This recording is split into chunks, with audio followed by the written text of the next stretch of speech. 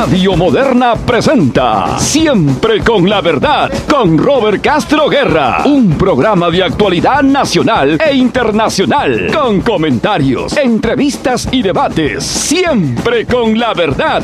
Ya queda con ustedes, Robert Castro Guerra.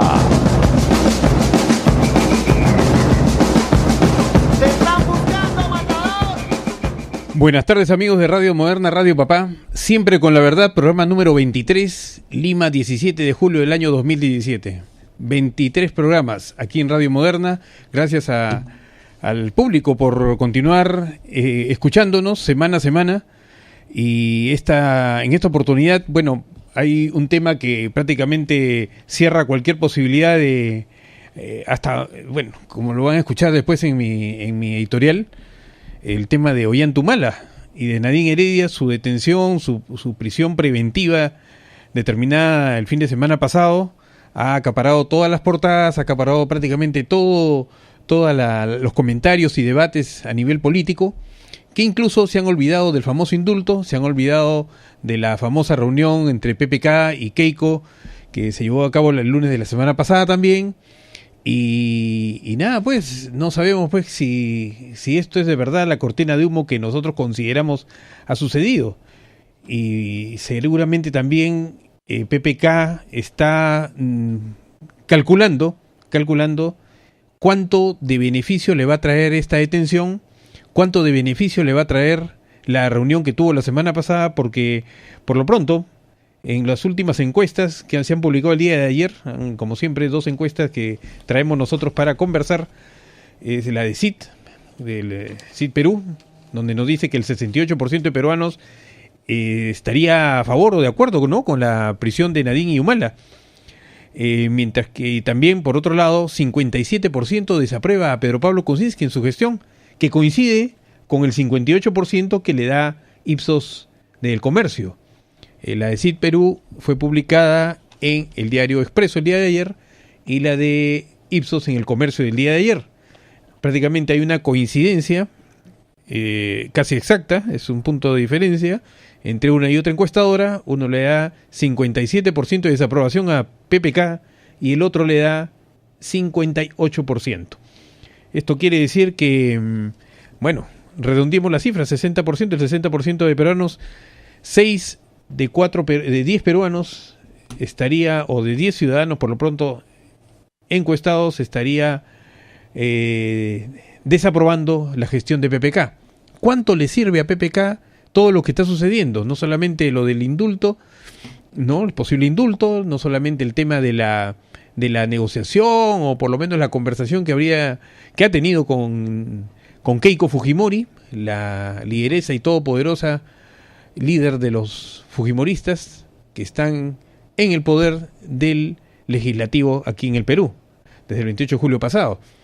Esto va a ser seguramente evaluado pronto, porque no creo que vayan a esperar un mes para hacer los cálculos correspondientes ninguna encuestadora. Seguramente ya se están poniendo las pilas y en breve vamos a tener algunos detalles. Pero ¿qué sucede también con esto de las encuestas? Todos los periódicos, o sea, ¿de dónde se forma opinión el ciudadano? El ciudadano se forma opinión prácticamente de las portadas, y prácticamente todas las portadas orientan la posición política, por decirlo de una manera, de los ciudadanos, que la mayoría, no compra un periódico, sino prácticamente lee las portadas. Hay uno que otro periódico como el Trome, Ojo, ¿no?, que gracias a los sorteos y algunos premios que brindan, pues venden de manera considerable las ediciones que emite diariamente, pero después no se ve realmente que haya una verdadera responsabilidad, por lo pronto, por decir un término, de los ciudadanos de instruirse, de conocer, de interesarse un poco más allá de la portada, o de escuchar pues las radios y las televisoras. Pero ¿qué escuchamos ahí? Escuchamos una posición, sea de la empresa dueña del medio, o sea del periodista que está a cargo del programa, o no sé. Entonces, ¿qué sucede? Que se forma una opinión que ya está orientada.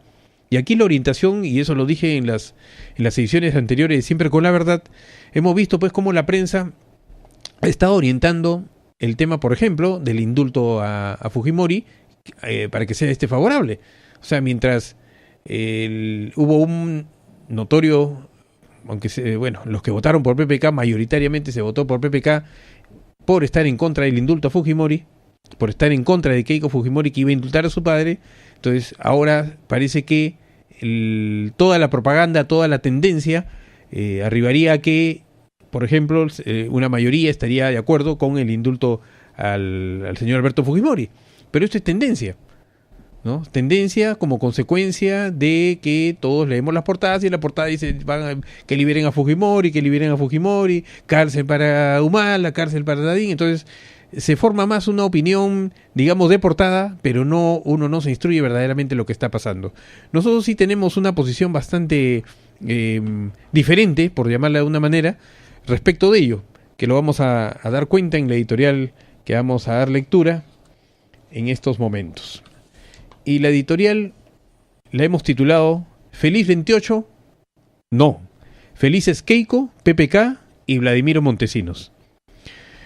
Vergüenza es lo que la mayoría de la población siente de todo lo que está pasando con un expresidente de la República, más allá de si está de acuerdo o no con la prisión preventiva de Ollanta Humala y su esposa Nadine Heredia. ¿Cómo pretendemos dar el gran salto al mundo industrializado si, para empezar, nuestra clase política nos expone públicamente ante el planeta como un país donde la corrupción es quien dirige nuestros destinos? Lo peor de todo es que esta decisión judicial, a la luz de todo lo sucedido, responde al gran acuerdo de la reunión PPK con Keiko de hace unos días, donde nunca se trató o nunca fue el interés verdadero de la libertad de Alberto Fujimori. Y el gran acuerdo es que el poder ahora lo maneje de nuevo, total y absolutamente, legislativo, ejecutivo y judicial, Vladimiro Montesinos Torres. El negocio de Vladimiro Montesinos, que evidentemente goza de libertad, y prueba de ello es la grabación de un audio que le hicieron y fue hecho hace poco, publicado en uno de los medios de comunicación. El negocio de Vladimiro Montesinos, repito, es el narcotráfico. Con ello, tiene el poder económico suficiente para hacer y deshacer en un Perú donde sus tentáculos jamás fueron cortados, pese a la caída de Fujimori y a la captura y prisión de ambos. Con la plata del narcotráfico, Vladimiro Montesinos Torres ha comprado y compra conciencias. Y si no lo consigue, pues pone en práctica sus famosos Vladivideos. Asimismo, financia campañas políticas y hace ganar, entre comillas, elecciones de sus compinches y testaferros para legitimar el poder en los diferentes cargos públicos existentes. Así, el control de presidentes, ministros, congresistas, gobernadores regionales, consejeros, alcaldes, regidores, jueces, fiscales, contralores, superintendentes, directores, militares, policías, etc., o sea, la corrupción total.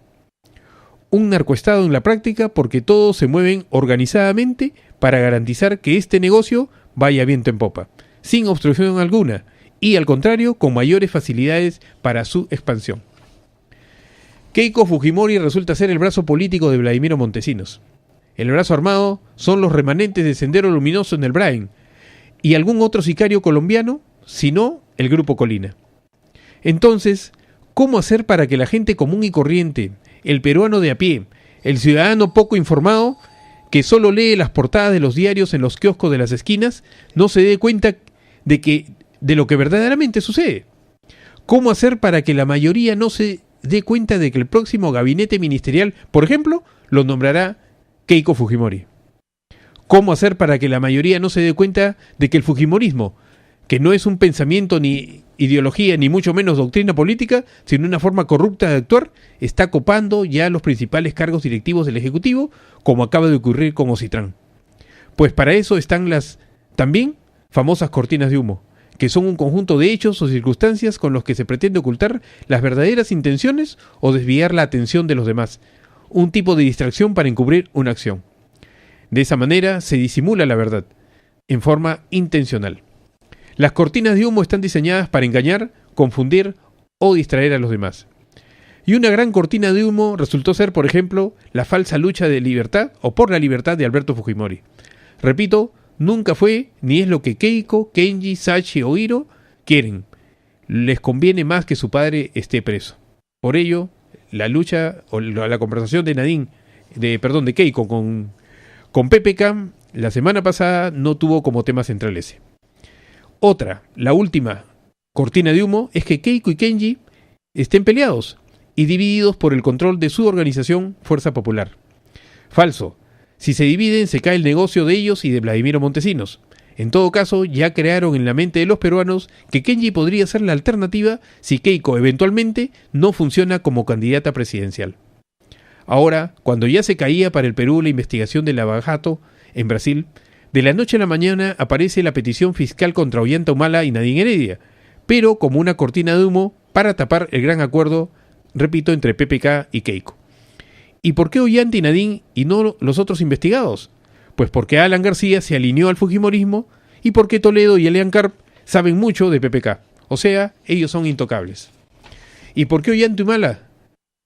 Más allá de si son con Nadine Heredia culpables de la corrupción, lavado de activos, etcétera, los demás delitos que se les imputa, pues porque Ollanta traicionó a Vladimiro Montesinos, que al parecer fue el cerebro del levantamiento en Locumba, en Tacna, como carta bajo la manga para mantener el poder el año 2000 cuando se descubren sus Vladivideos. Sin embargo, tampoco les conviene a PPK y a Keiko sentenciar a Ollanta Humala, pues tienen ellos mucha ropa tendida. Por ello, la petición fiscal y la resolución judicial de prisión preventiva son muy débiles, lo que presupone que, tal como ocurrió con el gobernador regional del Callao, Félix Moreno, en segunda instancia pronto lograrán una resolución judicial que los deje en libertad. Mientras tanto, el show mediático hace que nadie se dé cuenta de que en breve llega 28 de julio y con ello la asunción de mando del Perú de quien perdió las elecciones en las urnas, Keiko Fujimori. O sea, un novedoso pero eficaz golpe de mano, un golpe de Estado sin que nadie se dé cuenta. ¿Feliz 28? No. Felices Keiko, PPK y Vladimiro Montesinos Torres. Una pausa y retornamos. En Radio Moderna estamos presentando Siempre con la Verdad.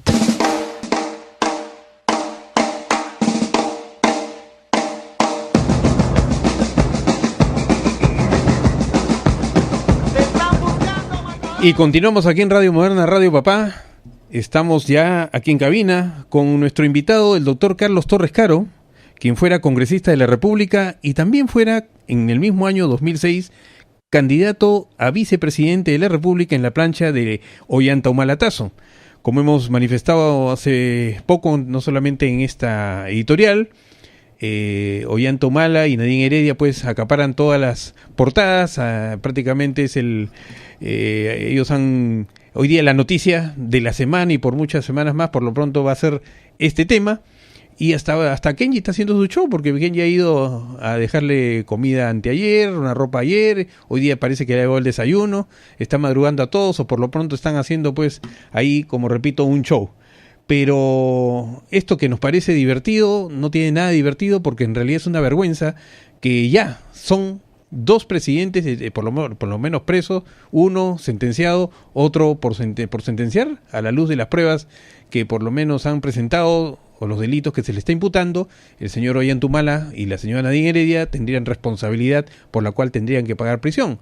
Más allá de si esta prisión preventiva, como repito yo, particularmente es mi análisis, sería una cortina de humo por el acuerdo, la reunión que tuvo PPK con Keiko la semana pasada. Pero los delitos están ahí, pero queremos saber un poco más de lo que ha pasado y alguien que nos puede dar información del tema es nuestro amigo Carlos Torres Caro, a quien agradezco su presencia ya por haber aceptado esta invitación a esta entrevista y contarnos un poco, porque tú conociste el monstruo por dentro. Carlos, buenas tardes, ¿cómo estás? Buenas tardes, encantado de estar aquí en tu programa, siempre con la verdad.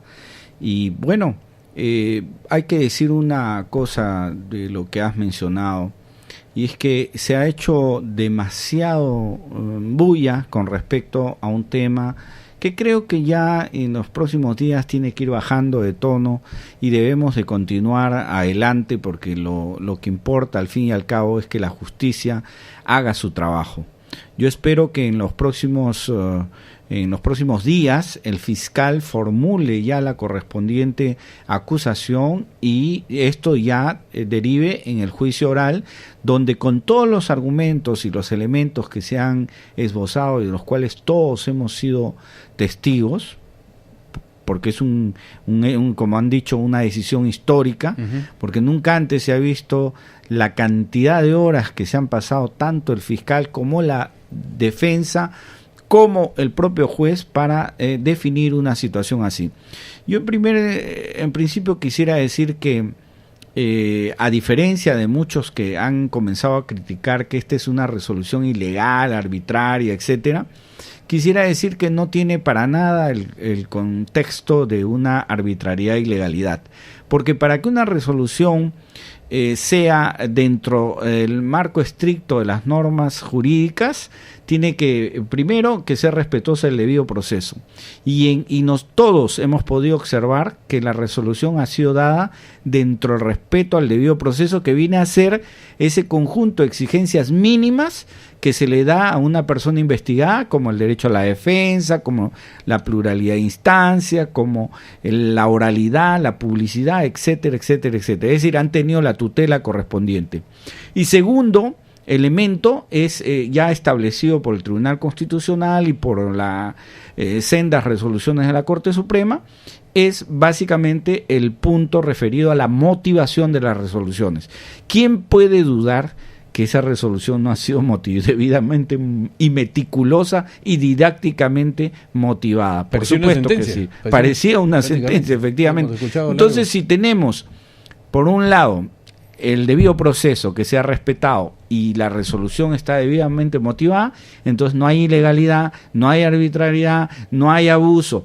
Que no nos guste la decisión final, eso es otro tema, porque las resoluciones judiciales pueden ser materia de crítica. Y nunca le gusta a nadie que es víctima, ¿no? Exacto. Entonces, de manera que si no te gusta, bueno, para eso tienes los resortes legales, que es la apelación.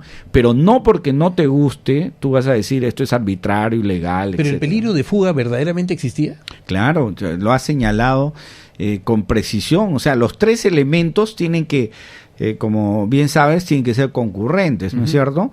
Y nosotros hemos visto que en relación al primer elemento, que es los graves elementos de convicción de la existencia del delito y la vinculación con el autor, es donde parte la matriz de esta concurrencia. Es decir, hay graves elementos de convicción que lo vinculan, etcétera. El segundo elemento, que son 4 años o más, está clarísimo porque la pena mínima es 10 años. El tercer elemento, que es peligro procesal, es el peligro procesal, ya sea por fuga, para que nos entiendan lo que nos escuchan, sea porque hay peligro de fuga o porque hay peligro de obstaculización. Pero la conjunción que utiliza el código es curiosa, porque no dice y, no dice peligro de fuga y peligro de obstaculización, sino dice o, es decir, o es una o es otra. Sin embargo, la jurisprudencia pero acá ya... han incluido al tema de Madre Mía, y Madre Mía no está en el mundo del expediente en materia de autos. Claro, pero el artículo 269, inciso 4 del Código Procesal Penal, prescribe que para que el juez pueda ver el tema del peligro de obstaculización o el de fuga, tiene que considerar el comportamiento del imputado, así refiere la norma, dentro del proceso o en otras causas en investigación, claro, que se pudieran tendría ventilar. Que haberse incorporado dentro de este proceso, y el fiscal parece que no lo ha hecho. No, lo ha mencionado, pero no lo ha adjuntado. No, claro que sí, ha sido materia de su petitorio y el juez lo ha validado. Por eso es que el juez se ha pronunciado por un petitorio fiscal. El fiscal lo ha pedido, ha dicho, bueno, acá hay un peligro de fuga o obstaculización. ¿Por qué? Porque hay un elemento que se ha descubierto hace un mes, donde no se tenía 111 audios, de los cuales 8 están referidos a temas de compra de testigos.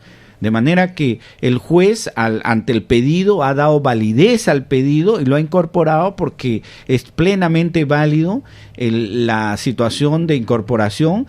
¿Y para qué? Para efectos de ver el comportamiento de la persona, porque no nos distraigamos en el aspecto meramente procesal, sino vayamos a lo sustantivo.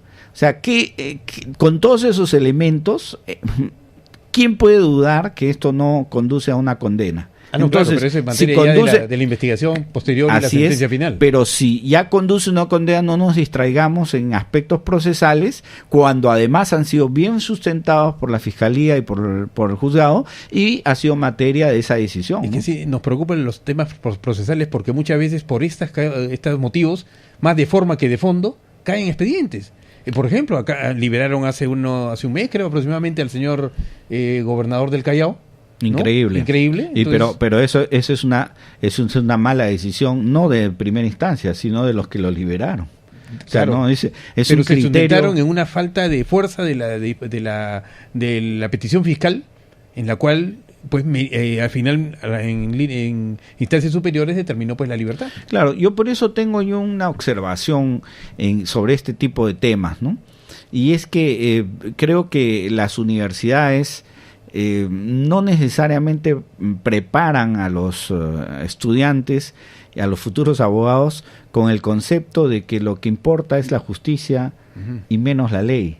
Porque la ley a veces entrampa la justicia. Entonces la gente le fastidia pensar que no hay predictibilidad en la ley. Y claro, no hay predictibilidad en la ley porque entrampan la justicia. O sea, utilizan la ley para fines que no son los fines del derecho. ¿Cuál es el fin de la ley? El fin de la ley es la justicia. Pero si yo utilizo la ley para entrampar la justicia, es decir, para decir no, falta el papelito A, falta el papelito B, entonces estamos exactamente. Entonces por eso yo creo que la gente protesta, está molesta porque cada vez que va a hacer algún trámite en materia jurídica o administrativa, por decirlo así, porque la N no está de tal manera puesta, ya te rechazo, cuando a todas luces y a evidencia de todo el mundo no habían tanta necesidad de la N, por decir un supuesto, somos un país procesalista, exacto, positivista, ¿no? O sea, en exceso. Sí. Entonces, ese pensamiento es el que hay que cambiar, y por eso a través de estos medios hay que hacer pedagogía, a través de las cátedras universitarias, las conferencias, enseñarles a los jueces, a los fiscales, a todo aquel que tenga autoridad, que su misión es precisamente absolver el petitorio en justicia de la persona y no complicárselo, porque no firmó acá, ya no te doy el papel, cuando sabes tú que le corresponde, pero no firmó. O sea, ese tipo de detalle es lo que debemos desterrar en la administración pública, porque eso es precisamente lo que se llama burocracia, ¿no? Bueno, entendiendo que todo estaría correcto, de que la apelación va a ser denegada definitivamente, de acuerdo a lo que tú estimas, ¿qué más procede? ¿Qué viene acá? Bueno, viene el juicio, viene la acusación, que debe de hacerla yo desde aquí, si escucha el magistrado fiscal, yo que él ya lo hubiera hecho. Yo lo hubiera hecho, la verdad. Han dicho que ya tiene, creo que todos los elementos para... Todos los elementos. Pero está hace rato con eso. Yo hubiera hecho la acusación y en un anexo hubiera hecho el petitorio de la detención. No como él ha hecho primero la detención y después claro, pero bueno, ya lo hizo, ya errores, ese tipo de errores, ¿no? O sea, pero son errores pues insignificantes para el propósito de lo que es el derecho, que es la justicia, ¿no? Ahora, más allá del tema procesal, legal exactamente, o judicial, en el campo político, que eso tiene dos matices, ha causado mucha sospecha la coincidencia de que esto se levante justo en los días en que PPK y Keiko estaban por sentarse a una reunión que no tenían pues desde el 28 de julio del año pasado. Parece que Keiko recién habría reconocido pues que perdió las elecciones, entre comillas, como dicen algunos que opinan sobre el tema, pero ¿no causa mucha extrañeza que el tema lo levante justo en este momento? Bueno, hay que ver las cosas en su verdadera dimensión, ¿no?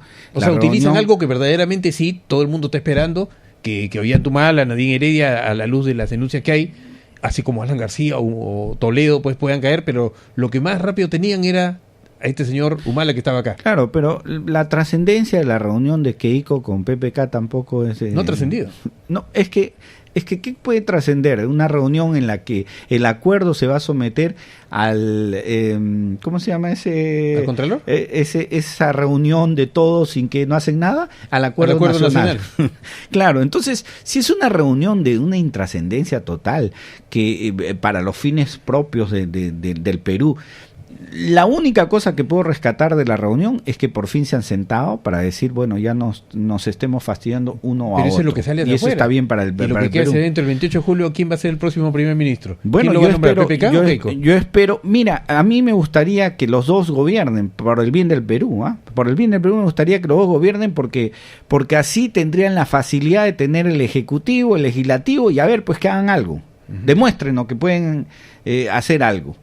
Entonces, por el bien del Perú, yo pensaría, bueno, pues ya, facilitémosles, demos la oportunidad a que ambos sean cogobernantes por el Perú.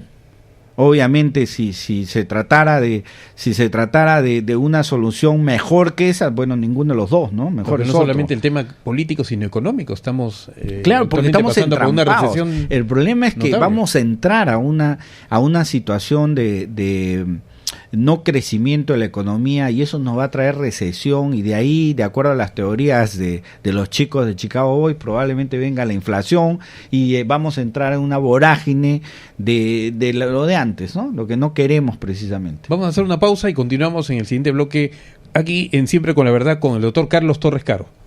En Radio Moderna estamos presentando Siempre con la Verdad.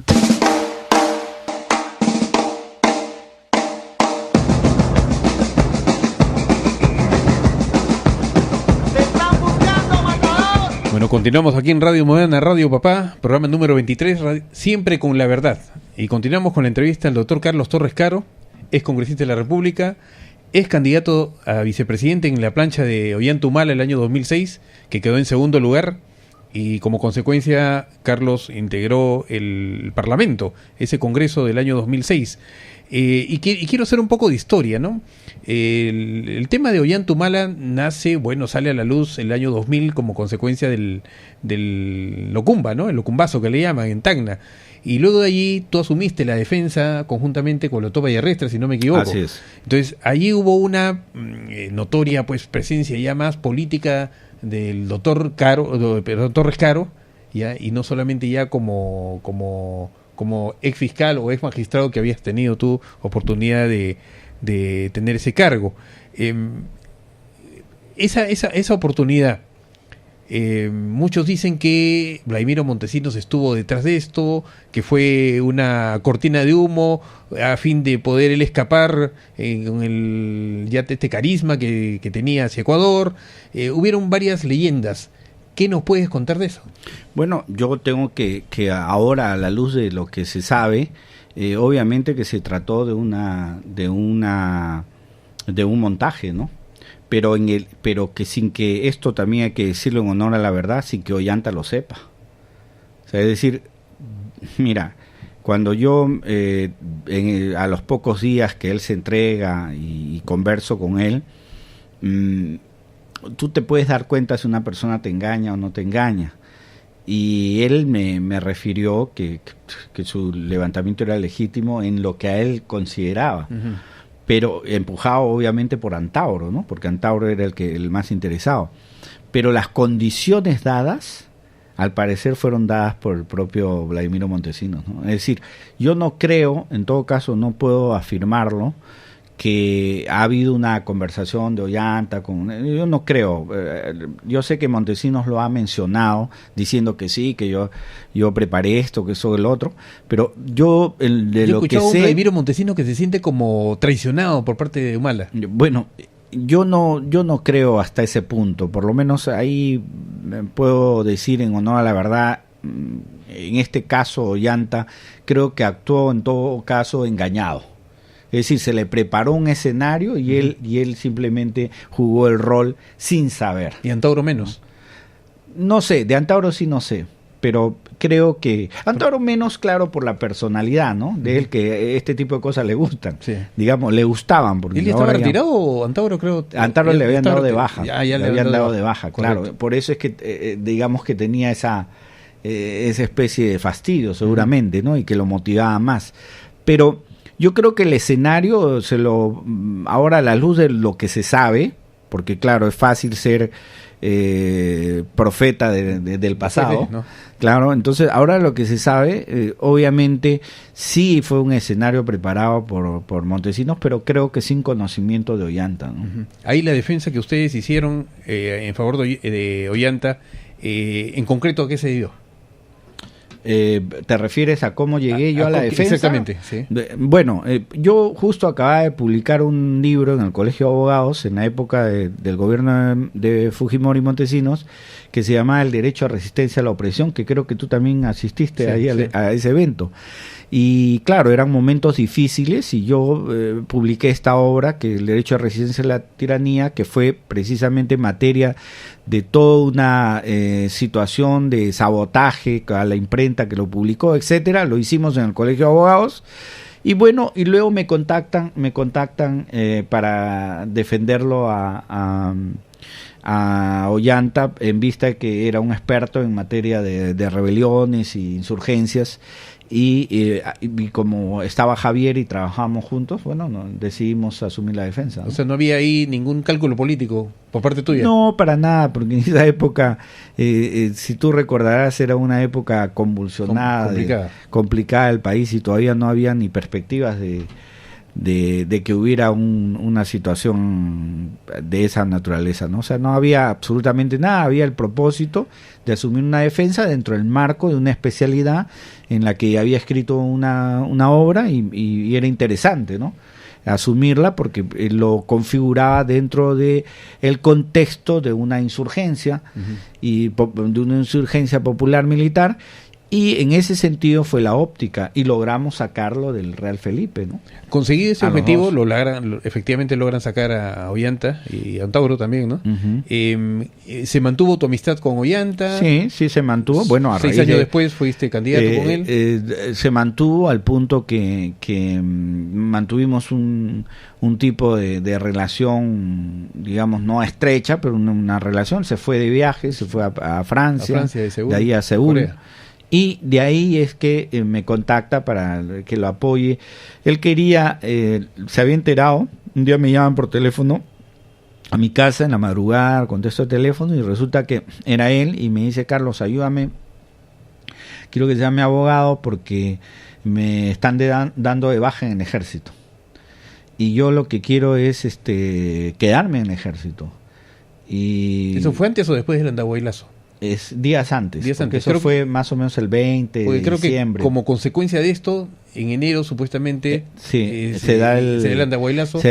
Y Antauro señala mucho ese tema el vínculo. Sí. Uh-huh. Entonces me dice esa situación de que bueno, quiere que asuma la defensa porque él quiere seguir en el ejército.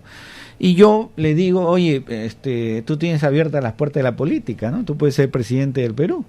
¿Por qué mejor no, en vez de estar haciendo un juicio, por qué no organizamos un movimiento? Y así comenzó las cosas, ¿no? O sea, ¿te podemos echar la culpa a ti? Sí, en parte. Yo lo he asumido como parte de responsabilidad, porque hay una corresponsabilidad de muchos, ¿no? Entre ellas, yo le he asumido. Yo no puedo desconocer cosas. Yo he estado con él, pero entre ser un traidor al Perú y un sobón a Ollanta, yo escogí ser un leal a la patria, ¿no? Y qué importa, traidor. Ahora, ¿qué pasó en ese interín? O sea, teníamos un Ollanta Humala que supuestamente, según tu información, nace con un espíritu democrático, digamos, por recuperar la democracia en favor de los civiles, prácticamente, ¿no? Se levanta en armas, supuestamente un escenario maquinado por, ahora los conversamos sobre el tema de Montesinos. Entonces, digamos, él nace con actuando de buena fe. Yo creo llega que sí. A la presidencia, estás conversando tú. Yo creo que sí. El Ollanta y la Nadine que yo conocí. ¿Cuándo se le tuerce el brazo? Yo creo que ambos, yo conozco a Nadine cuando tenía 23 años. Entonces era una chica demasiado impulsiva y ambiciosa. Yo incluso en una oportunidad le dije: Nadine, tienes que bajar el tono de las ambiciones, ¿no? Porque se le veía, ¿no? Ese espíritu. O sea, lo que dice su suegro, don Isaac. Tiene en parte razón, porque también las exageraciones que él da tampoco no puedo dar fe. Pero digamos que el Ollanta y Nadine que yo conocí, esos que vivían en un pequeño 2 cuartos con un carrito de 20 años atrás, con la suegra, en casa de la suegra, y que vivían como cualquier persona de clase media ajustada. ¿El qué grado tenía? Él terminó de coronel, ¿no? Mayor, sí. Y no tenía, pues, digamos, una fortuna. No tenía, como pues, tal, no tenía. Y entonces, eso de Ollanta y esa Nadine que yo conocí, fueron personas que tenían realmente, y por eso entré a ese proyecto con toda la fuerza que me pudo dar, porque yo ya era una persona que ya me había consolidado desde el punto de vista profesional, ya había sido magistrado en las 3 instancias de nuestro país. Entonces ya era una persona que había recorrido algo en el camino profesional. Entonces, obviamente, esta situación yo pensé que era para cambiar y transformar el país, y me embarqué en esa aventura, en ese proyecto, que fue lindo el primer tiempo, y que luego comenzó a cambiar conforme ellos comenzaron a subir. Comenzaron las invitaciones, las casas de playa, las casas con yate, el yate en la playa, etcétera, etcétera. Entonces, obviamente, comenzaron a ver cosas que nunca habían visto, y comenzaron a apartar a todos los que estaban, y comenzaron a llegar nuevos amigos. ¿Eso fue antes o después o en el mismo proceso electoral? No, en el mismo proceso electoral. Eso ha sido en el 2005. ¿Tú llegaste a conocer al doctor Francisco Rojas Farías? Sí, claro. Él fue candidato al Congreso Parlamentario, ¿no? Él fue candidato. Él era del grupo de Antauro. Y falleció en un accidente. Sí. Él era del grupo de Antauro, por ejemplo, ¿no? Pancho, porque lo conocía, tenía una amistad bastante cercana con él. Él funda el Partido Nacionalista. No, él no funda el Partido Nacionalista. Conjuntamente con él fue el primer secretario general. A ver, no exactamente, porque lo que él funda es el movimiento que gestó Antauro. Antauro gesta un movimiento inicial, que él se encargó durante muchos años cuando Ollanta estaba afuera. ¿Te acuerdas que tenía un periódico que se llamaba Ollanta? Entonces, ellos primero tienen una Antauro, base. Sí. No, pero siempre se llamó Ollanta. Siempre se llamó Ollanta. Después cambió. Se abre, Entonces, ese movimiento, cuando viene Ollanta, lo primero que digamos que conversa, porque eran gente que no era de él, y Antauro estaba en prisión, porque yo estaba en prisión, es desarticular ese movimiento. Entonces, lo primero que yo le dije, oye, ¿cómo vas a desarticular un movimiento de reservistas, de gente que ha sido leal? Me dijo, no, tenemos que apartarnos de ellos. Y es ahí que separa a toda esta gente, a esta buena gente, entre ellas el que has hecho mención y que muere en el camino. Y lamentablemente, pues, al separarlos a ellos, tuvimos que reconstruir una organización, y en la cual yo participé en esa reconstrucción de una nueva organización que era ya propiamente la que dependía de Ollanta, ¿no? Conversando con unos amigos, no sé, como un paréntesis, a raíz de estas muertes posteriores que han habido de un empleado en la casa de Ollanta, de un sobrino de Ollanta, Fasabri, el sobrino que vino de Europa, ¿no? A reclamarle aparentemente por los problemas que había metido a su señora madre, ¿no? A Ollanta, etcétera. Hay una serie de leyendas que se han comenzado a...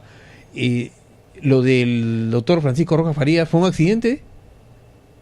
Bueno, la verdad es que yo siempre creo que es un accidente. Ahora no puedo opinarte sobre los temas que acabas de mencionar, porque no tengo ningún elemento que pueda orientar a una posición determinada. Entonces, como abogado, sé que para qué voy a lanzar una afirmación o un dicho que no puedo corroborar, ¿no? Listo, vamos a hacer una pausa y retornamos aquí en Siempre con la Verdad. En Radio Moderna estamos presentando Siempre con la Verdad.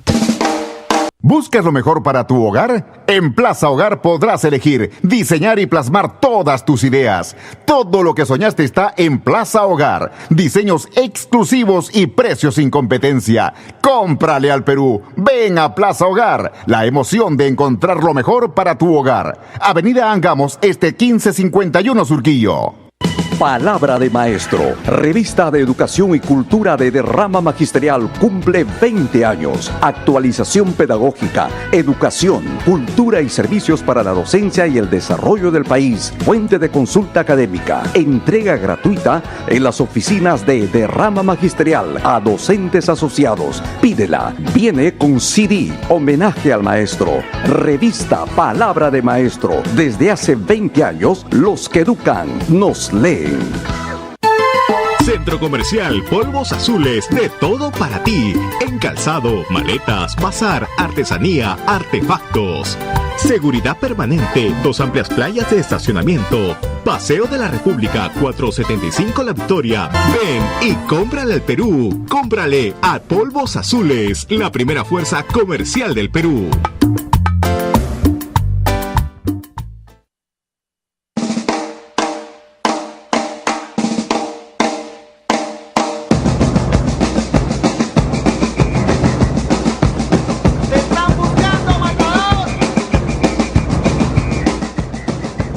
Seguimos aquí en Siempre con la Verdad y queremos previamente agradecer, como todas las semanas, a Naricitas. Naricitas, tu mejor opción en fiestas infantiles. Con ellos aprenderás con diversión y te divertirás aprendiendo. Y en horas locas, las mejores para tu quinceañero y matrimonio. Puedes comunicarte al 241-3083 o entrando a la página web www.naricitas.com o escribiendo a eventos@naricitas.com. Si quieres celebrar y que sea inolvidable, solo Naricitas te pone la diversión. Y como siempre, pues todos los lunes decíamos que nuestra propaganda, nuestra publicidad de Naricitas, pues es divertida. Sin embargo, los temas no son divertidos. Y un tema que estamos tratando aquí es el que, bueno, es la que ha cerrado todas las planas de todos los días, de los diarios. La prisión de Nadine y la prisión de Ollantumala, que en estos momentos, pues, es el segundo, vendría a ser Ollanta el segundo presidente en los últimos... ¿Cuánto? De los últimos 20 años, digamos, que han estado a cargo de la presidencia de la República, que están presos, uno Fujimori, ahora Ollanta. No sabemos qué va a suceder, ha apelado su resolución de prisión preventiva. Vamos a ver qué determina el Poder Judicial en las próximas semanas. Posteriormente, bueno, también tenemos a Alejandro Toledo, ¿no? Que es un prófugo de la justicia prácticamente, porque está con esa orden de captura, orden de detención. Y Alan García, que parece que se la sabe todas porque a él no le entran balas. Y de acuerdo a sus comentarios que hacen los tweets que publica, pues él más bien está indignado, está consternado y pues no sabemos qué va a pasar. En fin, Carlos, hemos recorrido un poquito la historia anterior. Te decía a ti, ¿cuándo prácticamente cambia o cuáles fueron los gestos, aparte de apartar a mucha gente importante, mucha gente sana, digamos, que entró en este proyecto con Ollantumala? ¿Cuál fue lo que determinó apartarte a ti del grupo en este caso el Partido Nacionalista Peruano? Bueno, que se había perdido completamente el propósito, el objetivo de que era... ¿Pero qué llenó el vaso? ¿Qué acto concreto? Bueno, ha habido muchos actos concretos, ¿no? En relación a este vínculo que me unía a la expareja presidencial. Pero yo creo que hoy en día los peruanos, como lo que decías al inicio, ¿no? Debemos cambiar la página y comenzar a ver algo propositivo, porque lo que ha señalado es bien dramático, fíjate. Yo haciendo memoria veo que todos los que están vivos, que han sido presidente del Perú, mira, Morales Bermúdez, condenado en la corte de Roma, en el Tratado de Roma. Y no lo he mencionado porque él no fue elegido. Ya, pero fue presidente del Perú. Y 6 años, y es el que introdujo la democracia. Sí. Imagínate, Morales Bermúdez. De ahí, ¿quién viene? Viene el señor Alan García. Alan García, que está investigado, como tú dices, se la sabe todas, y además él mismo ha dicho, ¿no? El huracán Odebrecht me pasa por el costado, ¿no? Bueno, esperemos que haya una investigación y veamos, pues, si es así. El señor Toledo, ¿no? O sea, increíble. El señor Ollantumala. O sea, Fujimori, ¿quién se salva? Pareciera que ingresar a la alta magistratura de nuestro país es más un propósito de agarrar un botín que servir a los demás. Yo creo que cuando las personas que quieran ingresar a la política, y esto creo que debe ser una norma y una regla, en primer lugar tienen que saber que el propósito no es el dinero. O sea, aquel que quiere ingresar a la política no puede estar pensando en que él se va a beneficiar. El que quiere ingresar a la política tiene que hacerlo porque quiere servir al otro, porque ya llegó a un nivel de su vida en la que ya está satisfecho a nivel personal o familiar, y entonces dice, caramba, quiero contribuir con mi sociedad. Y entonces ahí meterse en la política. Pero ahora todo eso forma parte, pues, de lo que siempre hemos hablado acá, de todo un sistema, ¿no? Todo un problema también que nace del tema educativo. Acá si nacemos y vamos al colegio y nuestra educación prácticamente nacemos con un chip de la corrupción en el colegio, en las familias inclusive, no nos educan con esos valores que debemos tener para ser mejores ciudadanos. Entonces, ¿cómo vamos a ser luego autoridades? ¿Cómo vamos a tener algún cargo público si como ciudadanos comunes y silvestres cometemos los errores, somos inmorales, somos corruptos, porque hasta por cruzar una pista pagamos un policía para que no nos ponga la multa o no para no cruzarnos la luz roja? ¿Cómo? Por eso hay que hacer los cambios, ¿no? Los cambios, por ejemplo, yo hice un planteamiento, te estoy leyendo y anticipándome a la pregunta. Mira, en primer lugar, para ser autoridad, tiene que establecerse claramente ciertos requisitos, como hacían los antiguos griegos. Primer requisito que tiene que tener una persona que ingresa y que quiere postular a un cargo público es no ser deudor del Estado. O sea, primero tú no puedes entrar a la administración pública siendo tú un deudor y más todavía moroso del Estado. O sea, entonces todas las personas que tienen deudas contra el Estado no pueden entrar. Acá se aduce el principio de igualdad, pero el principio de igualdad no significa que vas a sortearte requisitos que precisamente hacen daño a la igualdad. Es decir, si estamos hablando de ser autoridad, es una condición especial que te da el país, pues tienes que establecer condiciones iguales para ese cargo. Entonces, primer requisito: ninguna persona que tenga deuda con el Estado puede acceder a la posición de candidato. Segundo requisito: toda persona que tiene una sentencia, no puedes, una persona que está siendo procesada, no digo investigada, procesada, no puedes postular. Primero resuelve tu problema. O sea, primero resuelve tu situación legal, penal, o una persona que está siendo cuestionada administrativamente. No puedes postular, pues, por Dios santo. Esos son principios básicos. Tercero, una persona tiene que tener por lo menos si es que no tiene un grado de educación superior, hasta con maestría, yo pondría hasta doctorado, por lo menos pues, oye, tienes que haberte leído pues unas 50 obras, ¿no? O sea, por lo menos tienes que tener una cultura básica y notable. O sea, no se trata de poner a cualquier mamarracho al frente de una institución. Ahora el tema está en quién hace la reforma electoral. Hemos visto que este Congreso lo primero que dijo al ingresar el año pasado fue que la primera tarea era una reforma electoral antes de cualquier elección. Se vienen las municipales el próximo año y es imposible hacer alguna modificatoria. Tenemos la misma normatividad.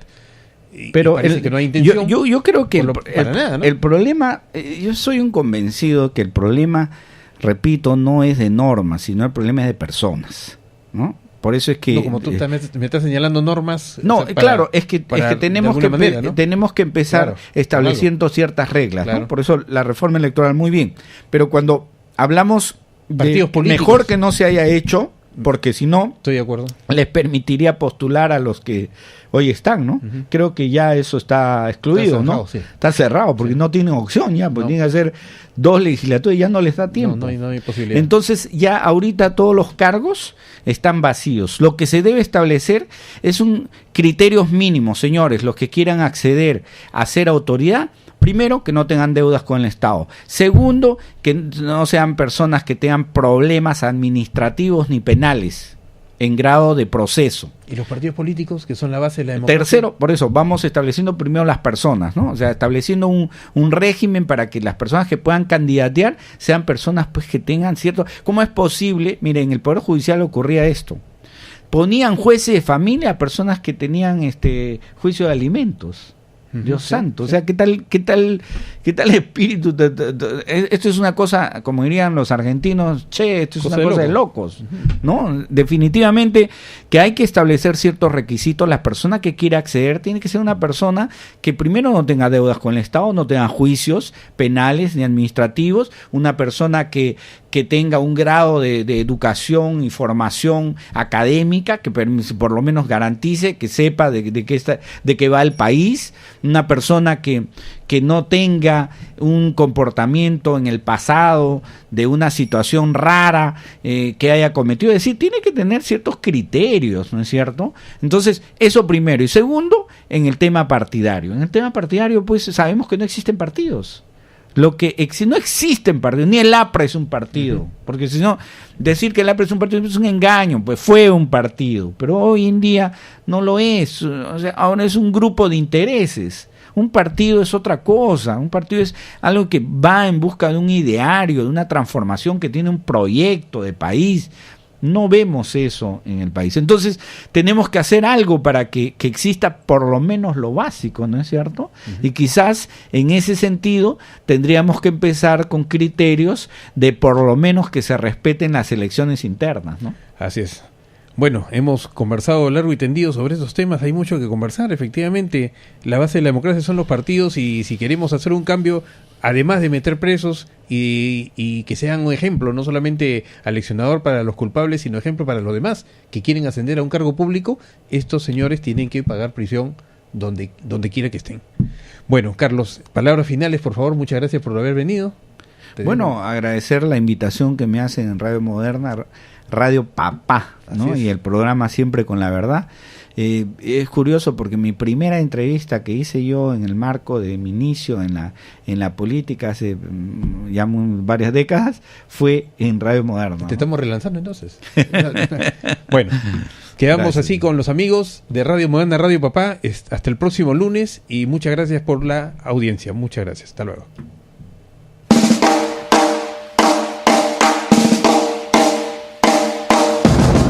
Radio Moderna presentó Siempre con la Verdad con Robert Castro Guerra, un programa de actualidad nacional e internacional con comentarios, entrevistas y debates. Siempre con la Verdad. Nos encontramos la próxima semana.